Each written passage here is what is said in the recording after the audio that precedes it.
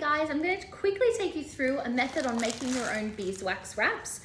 For today's workshop, we're going to need some non-stick paper, a piece of cotton or any natural fiber, cut to whatever size that you like, some beeswax that I've already added a little bit of coconut oil to. You can also use jojoba if you like. You only need a touch, just a small amount to evenly distribute through the beeswax. You'll also need an iron. This one's set to a medium heat, not too high. I've also popped down an old sheet so that I don't get any wax on my bench. So to start with, I need a layer of non-stick paper underneath my piece of fabric. And then to my fabric, I'm gonna lay out some of my beeswax.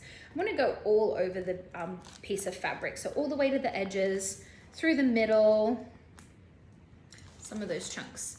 You don't wanna make them too big.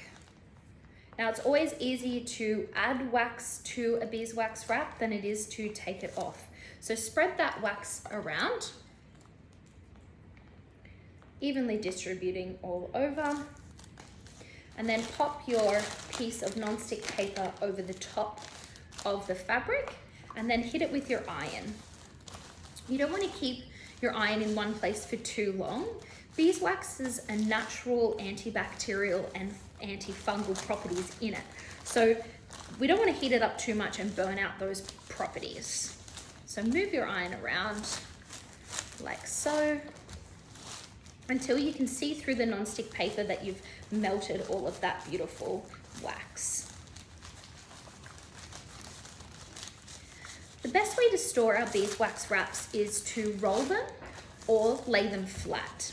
We don't want to fold our beeswax wraps because what will happen is over time you'll develop movement cracks in the wax, exposing the fabric underneath.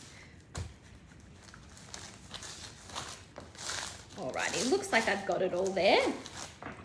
So we lift off that top layer of non-stick paper and then lift up our wax wrap and just move it back and forth so it airs out nice and quickly and dries. Best way to wash your beeswax wraps is to hit them with some cold water. You can use an earth-friendly soap as well if you need to, if there's any food or anything stuck on them.